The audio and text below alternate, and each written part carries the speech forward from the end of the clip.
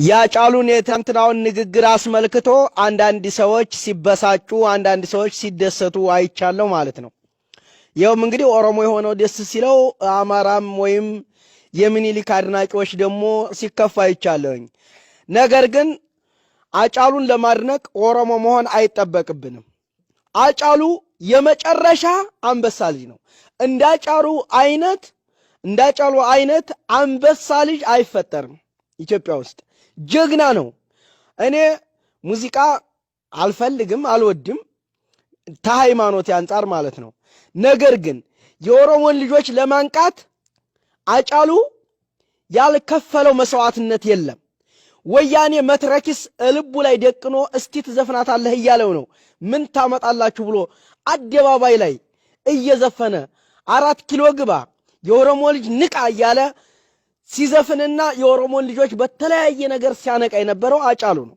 የመጨረሻ አንበሳ ነው፣ የማይፈራ የኦሮሞን ልጆች ነጣ ለማውጣት ያላደረገው ነገር የለም። ስለዚህ አጫሉ አንበሳ ነው የምልህ ዝም ብዬ አይደለም ማለት ነው።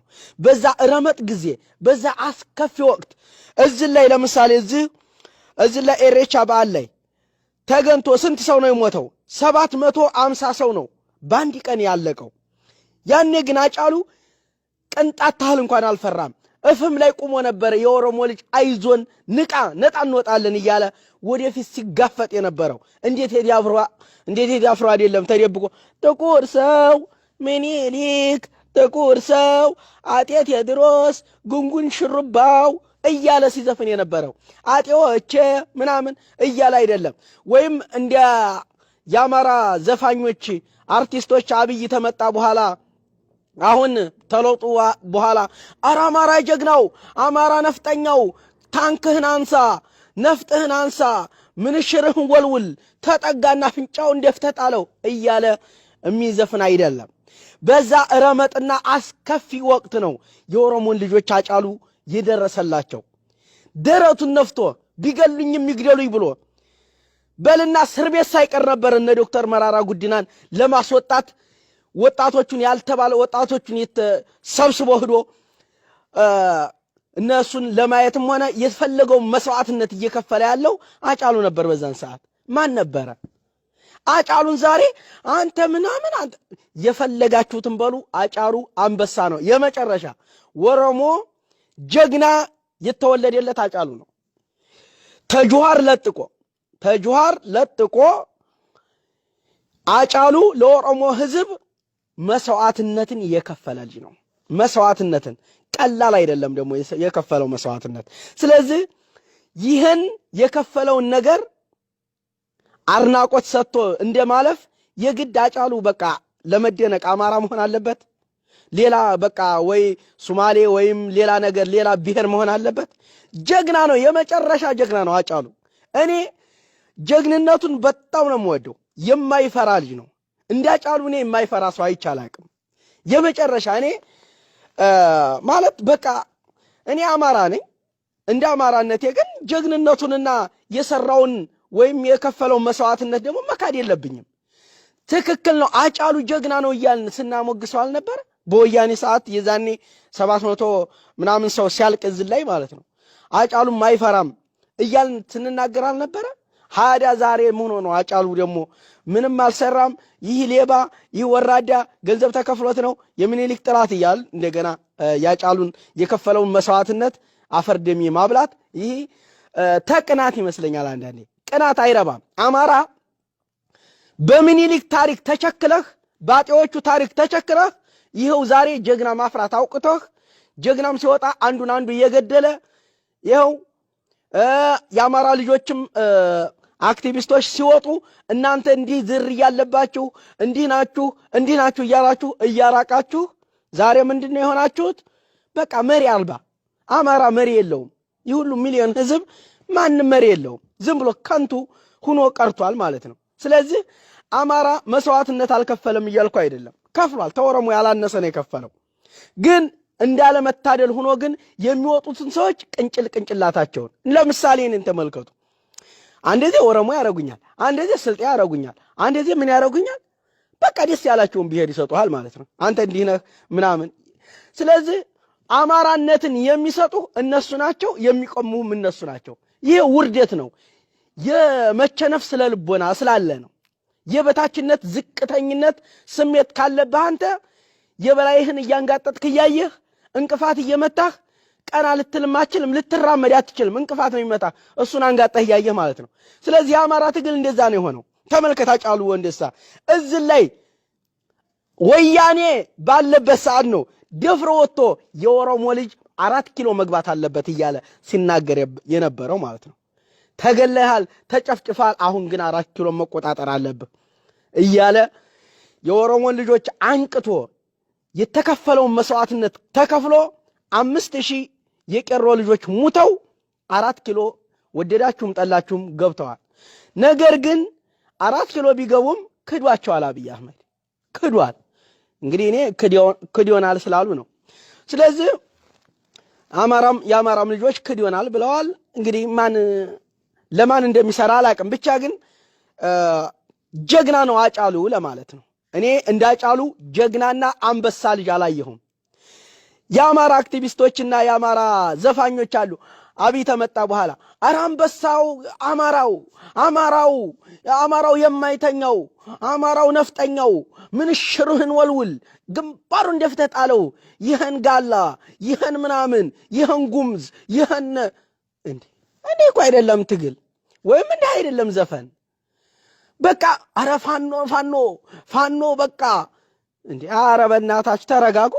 እንዲህ አይነት ዘፈንም የለም። እንዲህ አይነት አብይ በወያኔ ጊዜ ለምን አልዘፈንካትም እንዴ? የአማራ ልጆች እኮ 5 ሚሊዮን አማራ ጠፍቷል ሲባል በአደባባይ ለምን ጠፋ ብሎ እንኳን በዘፈን ሰውን ሞራን ሰጥቶ ለማነቃቃት እየዘፈናለ። ያ ቴዲ አፍሮ የሚባል ዲቃላ ነው። ማን ነው የሚባለው? ቴዎድሮስ ጀግናው ጉንጉን ሹርባ የተሰራው መቅደላ የሞተው ሚኒሊክ ጥቁር ሰው እንዴ እና ነጭ ነዋል እንደኛ። እኔ እኮ በጣም እኮ አሳፋሪ ነው። ከዛ ምን ሆነ? ቴዲ አፍሮ የኛ ዘፋኝ፣ ቴዲ አፍሮ የኛ አርቲስት እንዲህ ያረጉ የአማራ ልጆች አስረው ቀሩ። 4 ሚሊዮን እና 5 ሚሊዮን አማራ ጠፍቷል ተባለ በአደባባይ። የት ገባ ተብሎ የጠየቀስ አክቲቪስት ወይም የሚታወቅ ታዋቂ የሆነ በቃ ተቀባይነት ያለው አማራ አለ አሁን በአማራ ክልል? የለም፣ መሪ አልባ ነው። ምክንያቱም አንዱ ሲመጣ አንተ እንዲህ አይነት ብሔር ነህ፣ በቃ የብሔር ጥላቻ ነው ያለበት። ስለዚህ አሁን ሙስሊም ተሆነ አንተ ኦሮሞ ነህ ይላሉ፣ ክርስቲያን ተሆነ ቅማንት ነህ አገው ነህ እያሉ ያሸማቅቁታል ማለት ነው። ተዛ ድራሹን ያጠፉታል። እንዴ በቃ ክርስቲያን ብቻ ነው አማራ ማለት ነው? ባህናት ተተከል። እኔ አማራ ነኝ፣ ነገር ግን ለአማራ ያልከፈልኩት ነገር የለም። በቻልኩት አቅም በገንዘቤም ባለኝም በጩኸትም ያው በተቻለኝ አቅም አንዱ አክቲቪስት ጩኸ ያለው ጽፍ ያለው። ነገር ግን እንዳለመታደል ሆኖ የሚሰጡህ ምንድነው? አንተ አማራ አይደለህም ኦሮሞ ነህ። ደስ ትላቸው ደግሞ ዛሬ ደግሞ ስልጤ ነህ ብለውኛል። የስልጤ ክልል ይከበርለት ስላልኩኝ ማለት ነው። የስልጤ ክልል አሁንም መከበር አለበት፣ ስልጤ ክልል መሆን አለበት። ይህ የሚከፋው አማራ ካለ በአናት ተተከል፣ ስልጤ ክልል ይሆናል። ስለዚህ አሁንም አማራ አንድ ይሁናችሁ የራሳችሁ የምትሉት አንድ ተቀባይነት ያለው በአማራ ዘንድ መፍጠር አለባችሁ። አሁን ክርስቲያን ታደለን ትንሽ ተቀባይነት ያለው እሱ ነበር።